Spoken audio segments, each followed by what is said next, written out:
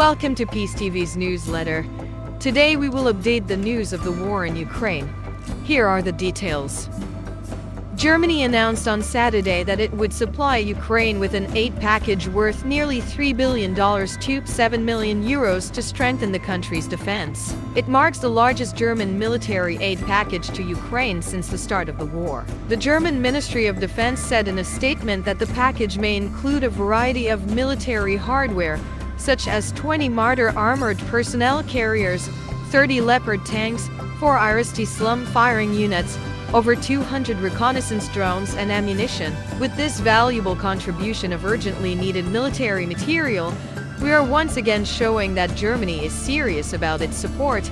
Germany's defense minister Boris Pistorius was quoted saying in a statement, "We all wish for a speedy end to this terrible war waged by Russia against the Ukrainian people, which is contrary to international law. Unfortunately, this is not yet in sight. Germany will therefore provide all the help it can as long as it takes," Pistorius added. Ukraine President's Chief of Staff, Andriy Yermak, confirmed Germany's support on Saturday via his Telegram account while thanking them for their aid.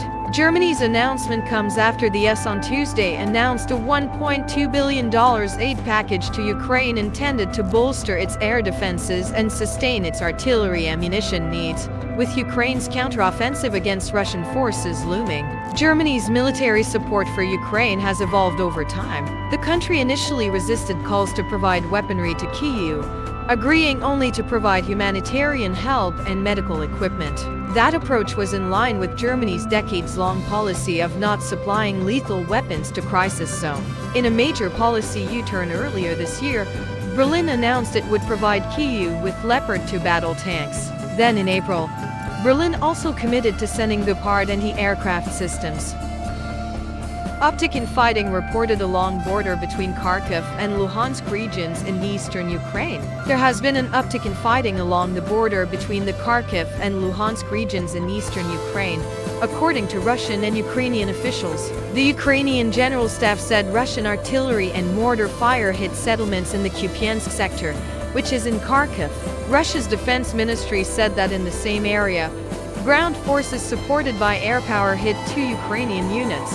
The ministry said artillery fire had prevented a rotation of Ukrainian troops in the same area. An unofficial Russian social media account also said Ukrainian attacks had increased along the front east of Kupiansk, but had made no progress. In the south, Ukraine reported artillery and other attacks by Russian forces in the Zaporizhia region, where Russian forces are defending gains made in the first few days of the invasion. Yuri Malashko, the head of Zaporizhia's military administration, said there was heavy shelling of villages along the entire front line, including Stepnohersk, Molotokmachka and Yuliapol. Malachko, speaking on Ukraine television, also claimed that under the guise of evacuating civilians, Russian soldiers were fleeing from the town of Enerhedar adjacent to the Zaporizhia nuclear plant. Some civilians who had been evacuated from Russian-controlled areas near the front lines in Zaporizhia had returned home because they were left to fend for themselves in Berdyansk further south, and people are afraid that their homes will be looted, he said. Long-range cruise missiles supplied by UK caused Luhansk explosions, former Russian-backed official says. Explosions in the Russian-occupied eastern city of Luhansk was conducted by Storm Shadow cruise missiles, a retired Russian lieutenant colonel said on Saturday, according to preliminary reports and reported by Russian state news agency TASS. The GCCD-LPR representatives to the Joint Center for Control and Coordination of Issues Related to War Crimes of Ukraine officially filed information that the May 12th strikes on Luhansk were carried out by Storm Shadow missiles. Today was most likely the second test launch on the city with this particular type of ammunition, retired Lt. Col. Andrei Marachko of the Luhansk People's Republic militia said, as reported by TASS. Marachko added that there were no causalities or victims among civilians, but there was partial damage to residential buildings, and information is still being verified.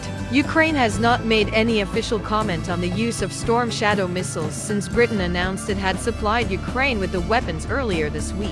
The long-range cruise missile, which is jointly developed by the UK and France, has stealth capabilities and is typically launched from the air. According to TASS, a Luhansk eyewitness named Anna said the explosion happened at about 9:3 am Moscow time, and the lights went out at home immediately afterward. Windows flew out in the neighboring houses. After the explosion, a siren went off, and ambulances and the Ministry of Emergency Situations crews arrived, Anna said, as reported by TASS.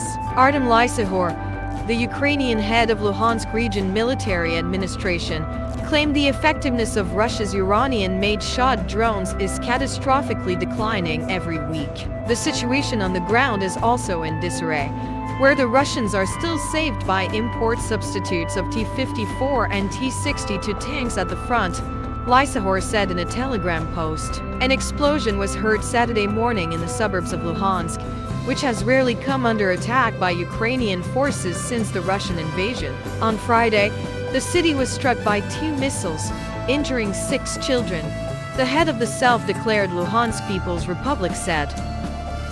Experts said that the long-range Storm Shadow missile that Britain provided to Ukraine could create a turning point in the war with Russia, but Moscow also has measures to respond. Britain confirmed that it had delivered long-range missiles to Ukraine in the hope that this weapon could change the game. According to the Eurasian Times, the Storm Shadow missile is considered one of the most powerful cruise missiles in the world today. The UK's acceptance of this missile transfer to Ukraine makes a lot of sense, but the most important thing is that London has broken the Western hesitancy in the past time about providing long-range weapons to Kiev. Previously, NATO countries have repeatedly expressed concern that sending long-range weapons to Ukraine could risk causing the conflict to spread out of control. Storm Shadow could become a precedent for other Western countries to make similar decisions, according to observers. According to The Drive, Storm Shadow was shipped to Ukraine with a commitment that it would not be used to attack targets within Russian territory, but only within Ukraine's sovereign territory. Because Britain and Ukraine recognize Crimea as belonging to Kiev, experts say that it is possible that Storm Shadow is used to attack targets on the peninsula. Storm Shadow is a formidable missile in the British arsenal. Co-developed and manufactured by contractors Matra, British Aerospace and MBDA. The Storm Shadow is a jet-powered missile with a speed of Mach 0.8987 km with a maximum range of 560 kilometers. It is a relatively small missile, weighing only 1.3 tons, carrying a 450 kilograms warhead. Storm Shadow has a length of 5.1 meters, a maximum body diameter of 48 centimeters. Storm Shadow possesses a series of leading British missile technology. One of the outstanding features is that this missile has a small size and structure that makes it difficult to be tracked and detected by enemy ground radar. On the other hand, it is capable of low-level semi-automatic navigation of the target using a combination of GPS and topographic maps. If Russia jams with electronic warfare causing GPS to be disabled, the missile will use the topographic map to update the position and reposition the attack target. This is an important feature in the context that Russia is a powerhouse in EA. The attack mechanism is a strong point of Storm Shadow. When approaching the target area, the missile will rise sharply to an altitude high enough to identify the target. It then points down and activates a high-resolution temperature camera that captures the scene in the area. From the data available in the topographic map, the missile will determine the target to enter. The missile's 450 kilograms broach warhead is capable of penetrating underground, attacking bunkers, control centers, fortified aircraft shelters, runways, buildings, bridges, air defense bases, and ships in the port. Powerful warheads with long range can help Storm Shadow destroy high-value enemy targets. One of the challenges with deploying Storm Shadow is that it is not fully compatible with the weapons launch platforms that Ukraine owns. In principle, this missile line can be integrated on modern Western fighters such as Rafale and Eurofighter Typhoon. These fighter lines can program the missile before launch, including infrared images of the target, digital topographic maps, enemy air defense systems along the flight path. Storm Shadow seems to be difficult to fully compatible with Soviet standard Ukrainian fighters such as Su-24, Su-25 or MiG-29. Therefore, pre-launch programming will need to be done on the ground first before the weapon is mounted on the launcher. This causes the limitation that the missile will only effectively attack predetermined targets before the fighter departs, but it is difficult to attack unexpected targets when performing the mission.